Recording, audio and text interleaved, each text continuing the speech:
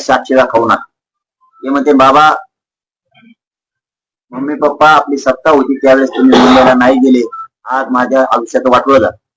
सत्ता आहे म्हणून शिक्षण मोफत मिळणार नाही किंवा आमदार खासदार मंत्री फुकट फी भरणार नाही, तुमच्या पोराची फी नाही भरणार किंवा फुकट नोकरी लागणार, त्यासाठी आरक्षणच लागणार आहे. मराठा समाजानं सगळ्या राजकीय पक्षातल्या आमदार खासदार मंत्री सगळ्या पदाधिकाऱ्यांना नेत्यांना माझे हात जोडून अंतरवालीतून विनंती, एवढ्या वेळेस मागे राहू नका. समाजाचं पाठीशी उभा राहा. तुम्ही सत्तेचे म्हणून मराठ्यांच्या पोराचे डोके फोडू देऊ नका.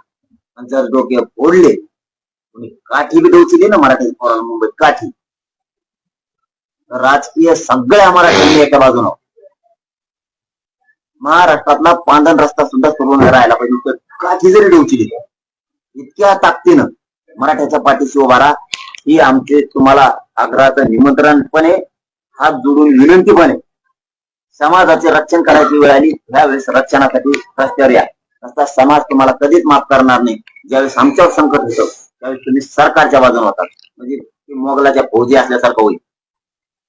इकडं धर्माची लढाई सुरू झाली आणि काही जण मोगलाच्या फौजीतच उड्या आणत होते आणि तिकडे जेवत होते आणि आपले माणसं मरताना डोळ्यानं बघत. तो कोण होता? मुघलाचा. तो उभा राहून लढत होता. त्याच्या आजूबाजूला घोड्यावर बसलेला आपलाच काही फितूर गद्दार हिंदूच त्या बाजूने माहिती पुरवत होता, धर्म मिटाव म्हणून, जात मिटाव म्हणून. या भूमिकेत राजकीय मराठ्यांनी राहू नये ही आमची तुम्हाला हात जोडून विनंती. समाजाचा रक्त सांगताना समाज संघर्ष करीत होता, समाज लेकरं मोठे म्हणून लढत होता. त्या टायमाला तुम्ही आमच्या सोबत नव्हता की मराठ्यांना कधीच वाटू देऊ नका. प्रत्येक मराठ्यांना वाटलं पाहिजे. प्रत्येक राजकारणी मराठा मी माझ्या डोळ्यानं बघितला. बघा राजकीय मराठ्यांना ऐका, मुंबईतला गरीब मराठीचं पोरग म्हणलं पाहिजे की मग माझ्या डोळ्यानं बघितलं व सगळ्या पक्षाचे मराठी मुंबईला होते. इतका गर्व आणि अभिमान तुमचा आम्हाला वाटला पाहिजे. एवढं काम तुम्ही करावं एवढी या निमित्तानं आम्ही तुम्हाला विनंती करतोय. एक घर एक गाडी घ्यायची,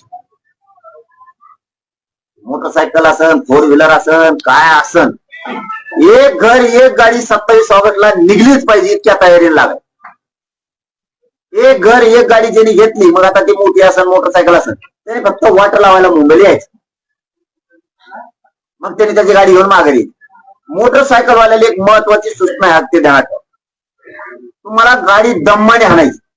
रेस खेळायला नाही चाललो आपण, आपल्या दम्माने गेलं सगळ्यात माग राहिलं तरी मुंबई जायचं, सगळ्यात पुढं असलं तरी मुंबई जायचं ध्यानात.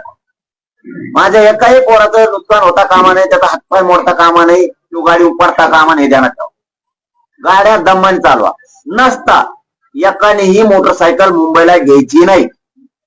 जे पोरं मोटरसायकल घेणार आहेत त्यांच्या घरच्यांना सुद्धा सांग, त्याला घरीच सांगा गाडी दम्माने आण, नाही तर गाडीवर येऊ देऊ नका. त्याच्यापेक्षा फोर व्हीलर लावा. पण एकाने सुद्धा थांबायचं नाही.